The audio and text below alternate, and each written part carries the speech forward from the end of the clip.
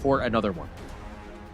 I fully agreed with you here, Mr. Holler here. So as these picks are locked in for both of these squads, we will be heading into game number 3 of our second series of Day 3 KSI4. Blacklist International, blue side. Nongshim RedForce on towards the red side.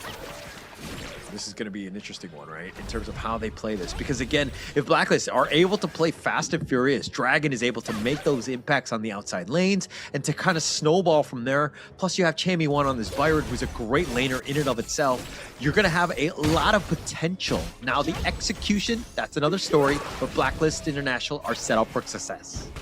Very fast wave clear as well coming in by the side of Nongshim, allowing this Daji to start roaming across the map already, looking to assist the side lanes here. So fast push means that your roamers, your mid lanes get to rotate across the map for these early game resources. Look at Rattel all by himself in the top lane. I mean, Illusion is there, but he's losing it. The Firehawk, or the Phoenix there, the Pheasant, excuse me, and it will be taken up, but Blacklist have done a great job. This is one thing that they've done very well, is that they've prioritized Chami1's lane to let him really snowball. And look at that. Getting the enemy Firebeak, getting the neutral objective of the Space Sprite, already a decent win so far for the side of Blacklist International here. Mirror Domain already popped in towards the mid lane here as we see an aggressive trade coming in for the bottom 2v2. Yeah, and Namu actually coming out worse on that one. He's a little bit on the lower end, so he needs to be safe, play a little bit safer in that sense. But Chaz used the heal, so something to take note of. That's a pretty big cooldown at this stage of the game. It's to keep itself healthy, right, for moments like this. That's the charm hitting on towards the side of Judge G, but they still do get that EXP trade-off in towards the mid lane, get that clear in, and they start moving across the map here. Top side, Chami is playing super aggressive here. That's a 1v1 that we're seeing right now. Yeah, gonna be aggressive. I mean, Chami1, he was like just playing on the very outskirts, but it looks like they're gonna go in. Haku has to roll on out. He gets on to out of there, but the Azure Golem is gonna be spawning. Illusion has to actually just flash on out. Joshy's a little bit slow. Nice fur ball, slowing him down. First blood is gonna go the way of Haku. That's the nice little pick off. They don't really have too much more in terms of catch, and they will clear the space for them to take the Azure Golem. I feel like it was such a overcommit coming in by outside Blacklist International. I know for a fact that they wanted to CC chain Haku and get that first kill, but the problem is there's this Sprite Guardian in the enemy jungle before 4 minutes. So what does it mean? It's like there's a default 15% protection of reduced damage on the enemy team if they fight in your jungle. So that is a bit of an overcommit coming in from the side of Blacklist. Yeah, they were trying to be aggressive, and this is going back to how Blacklist plays, right? Like, they know that they have Nongshim on the ropes, but they're going for those massive punches now, right? You got to play slow and steady. You got to look at things as just like, this is the third round. You got to kind of jab your way into it again. You can't just go all out swinging just yet. You gotta compose yourself, right? You know, slowly but surely pace yourself towards that game 3 victory. Close your eyes. Every game is a BO1 until you truly win out the BO5. So for now, we do see a much more composed early game coming in from both sides. Only 1 kill over the map across this 3 minute 30 seconds mark. All right, I kind of want to correct what you said, because you're saying close your eyes, and I feel like my future ranked teammates are going to hear that and they're just going to close their eyes. They're not going to play the game. So I want to be very clear with what they're going for, and now Rattel just trying to stay alive. He gets flashed, and he's going to get picked off. Chami1 chasing him down to the ends of the earth, ensures that they do get that kill. I think Namu just ditched Rattel all by himself to get chased by 3 or 4 people. But back to your end of the story just now that you say your teammates to close your eyes. That's definitely not what I meant. If you have anything to say, catch him at Holler TV. And towards the mid side here, we see a bit of a damage on towards the tower here. With superior positioning, this Tyrant should be going easily to the hands of Nongshim RedForce. But on towards the cross map, Chami1 does get a trade on towards that top tier 1. Great control by Nongshim right there. That's how you want to just take that Tyrant. Ensure that Blacklist can't even get close to it. I mean, yes, they're down about 1k at this point, but the top lane has not gone well. Rattel losing that top T1 at the 4 minute mark, that's a rough one. Yeah, it's a rough one, and they have prior position going in for this Crimson Golem. They don't really want to go for the invade. They still want to play the game slow and steady, make sure that they have all the farm that they need. 1-1 in terms of skill score right now. Once again, Blacklist International coming in with a superior goal lead here. We're still waiting for that big engage coming out from either Namu on that Rifa Daru or coming out from Chaz on the Beast. Just not ready yet. I think that Just G and Haku haven't hit that critical mass as of now. Illusion has to just run off. And here come the reinforcements. Chammy1 planting his flag, wants to go force field suppression, but this might be a little over aggressive, but it was just a bait. And here come the reinforcements. They have a two-man knockup, and Just G is trying to dance around, but he gets picked off as well. It looks like Chammy1 baited his own teammate. Yeah, it's like no one was ready coming in for the Blacklist International to actually assist Chammy1 in that rotation here. He survived for a very long time, but the problem is, the moment Dragon and Just G entered the fray with those combos and the CC chain, Chaz wasn't there, Golden Kite wasn't there for that DPS, so it wasn't really enough to take down Siri there. Like no one was really there to help follow up on, and that's not kind of what you want. But Chammy1 is in a bad spot. It looked like he was going to die regardless, but I think Just G going in for this one. It looks like they did get revenge on the Siri of all people, so Blacklist making that one at work.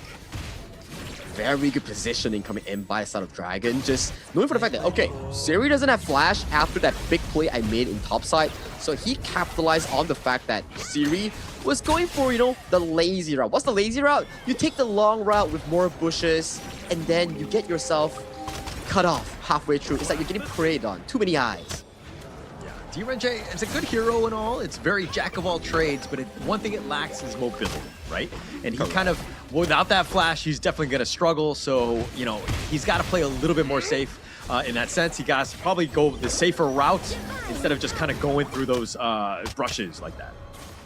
That's true, right? Where if you see like D-Renjay as a hero, he does everything well. Strong early game laning, good mid game tower pushes, has a CC immunity, not CC immunity, but you can remove CC with your spell too. So he's really good, but the only problem that he has is that once you die once or twice, he's pretty bad if you skill him towards a late game, and he has limited range against some of these long range mages.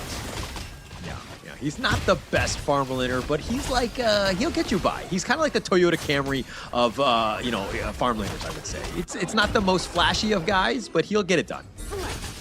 If it works, right? So for now, in this 7th minute of the game, I would say that this is one of the most stable ones thus far compared to other games where the gold lead just explodes within one fight. But Chammy1 might be a bit of a danger, but for the side of Nongshim, they're like, okay, we don't want any business with him. We just want to make sure that our mid lane is consistently pushed out and we can always rotate faster.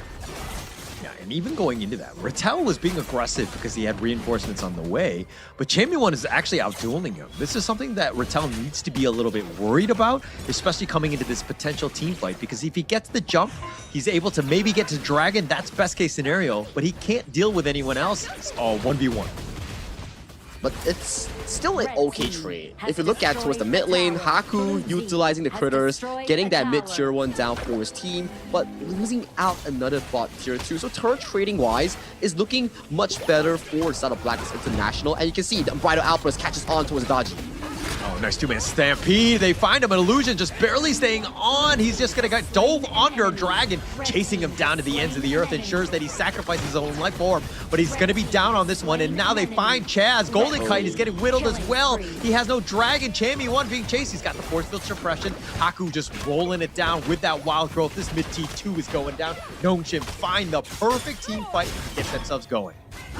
Too deep for any assistance coming in for the side of Blacklist International squad. They got Illusion, but Illusion doesn't carry so much gold in towards his pockets compared to Siri, Haku, even Rattel. And to add insult into injury, Rattel steals away the Crimson Golem and takes the Azure as well. Double buffs on towards a roamer. Yeah, Namu's gonna be very happy with that one, being able to take them both away. And he did it right under the nose of Justy. Justy's like, oh, come on, are you kidding me? He was able to time that one perfectly. And now Nongshim in the driver's seat, something that we haven't seen in this series. They're up about 1K as they take the Tyrant. If they can pace themselves super well going into the 10-minute Shadow Objective fight, they could have such a large lead in potentially dictating this game number 3 here. Look at Namu's position here. Raging Siege has on 3. Oh, the Raging 3 onto 3. That was the perfect play. Chammy, one of the force field suppression, has to use the flash. Here comes Haku, but they disengage at the right time. Blacklist International expended some of their ults and those flashes, but they do survive. It's a tank Jing of all things coming in towards this game as well. So for the side of Blacklist International, I'm a bit worried for their potential DPS issue later on. 5 seconds until the inevitable shadow objective that will be spawned in towards this. We see Dragon pulling in a quick rotation with that teleportations right now. Both teams looking for the prime engager. Chaz already spotted out by Ratel here. Uses the Spur spell, checks out the bushes here. All 10 members are available on the map. Yeah, and Chaz is still out front. He's going to use the Umbrella Outburst. He wants to go for this one, but it looks like he's going to take this one. The steal! Oh, Justy, he's solo. No, he gets picked off. He pays with his life. But now Chammy 1 is on the run. The force field suppression is going to be looking to just kind of keep him alive just a little bit longer, but he gets picked off. The double going the way of Siri. They actually get kills, but they do lose out on the Tyrant. Shadow Tyrant is fine. They're slowly but surely mitigating the bleed that's being put on towards them. But right now, there is a key problem in Blacklist International's draft. Where is the sufficient DPS? I do see that Golden Kite is going for the core critical route, but the subsequent damage, Dragon doesn't do full damage. He's not consistent. He's a burst type. Chammy 1 is also a semi-tank. So that's the problem here. And you can see Dragon being caught in the middle of everyone, dying right before the respawn of his team. And Nongshim, this is one thing that they have, is that they have a lot of CC. If Dragon were able to get caught out like he just did, he's going to get stun locked. So he had really no opportunities to get on out. Nongshim making this draft work, and now they're going to just take down the top T3 essentially for free. Yeah, not enough DPS coming in for side of Blacklist International. You have a tank Jing, and the tank Jing doesn't traditionally do well in assassinating the backline. I understand the fact that he wants to limit the approach of Illusion one-shotting him, but you check out his build. 0-3-1, has the Blazing Cape, has the Axe of Torment, so the burst isn't enough coming in from Just G.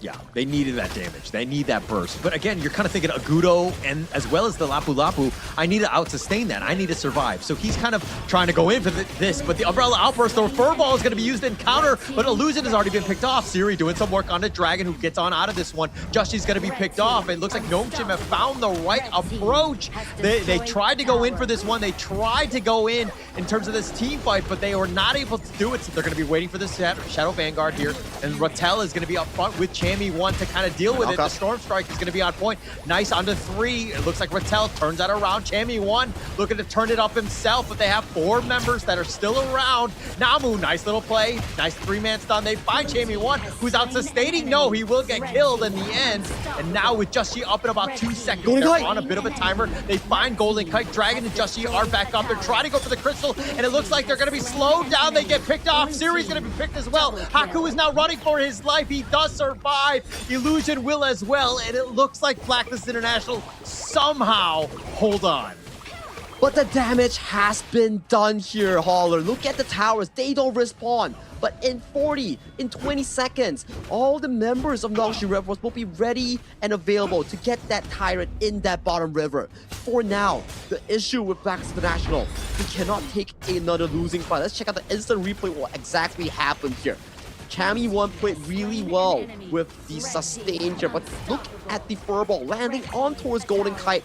The wave clear was super clean coming in for the side of Blacklist International, and the final Overlord didn't enter the base, didn't remove the backdoor protection. Hence, that's how Blacklist International managed to clench through the final few moments. Yeah, Siri was actually just trying to hit the crystal, but then he realized that, oh, we don't have backdoor protect, or the backdoor protection is used. So it's up, so we can't actually take this one down. Siri was like, okay, I'm dead no matter what. No real chance on this one, but that's just how close things are. Now, Blacklist International, they're not out of the woods yet, right? They have a long way to go. They have to figure out a way to surmount some sort of comeback on this one, but it starts here with this Shadow Tyrant. Whoever wins this fight will get a much better priority in either ending the game or extending one for either of these teams here. We do see a bit of a DPS being committed on towards this Shadow Tyrant here. It's already secured by Blacklist. Two. They find it, and it looks like they're going to be turning this around. Illusion is doing a little bit of work on this one, but now they have the control. They're stuck in that little lair. They find Rattel, who had gone over the wall, but he was all by himself. This is not where you want to be. They get the return into Joshi. It's a 1-for-1. Nongshim now, understanding that they have a little bit of an edge here, they're going to continue to push. They will set their sights instead on towards the Shadow Overlord in towards the top side here. 4v4, both teams. One without a Clash Lane, one without a jungler here. For Blacklist International, they want to fight with the Shadow Tyrant buff.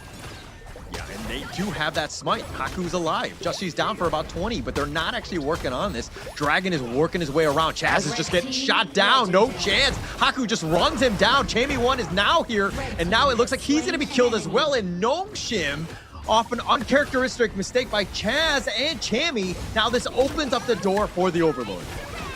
And with 30 seconds on the timer, the moment they finish this Overlord, they can start their engine in going and setting their sights on that final crystal in the base of Blacklist International. So right now, this is a very difficult timing for Blacklist to hold the force. Look at the waves. It's starting to pile into the Blacklist base. Yeah, all three lanes right now pushing. The Shadow Vanguard are further pushed there. Joshi's in a bad spot. He actually turns his attention, looking to just cut the creeps at this point, but the crystal now is under siege. Here it goes. Namu actually completely misses the Raging Sea, but it doesn't really matter. They go for the crystal, and Nongshim get on the board and win out on game number 3. It's the reminder of that story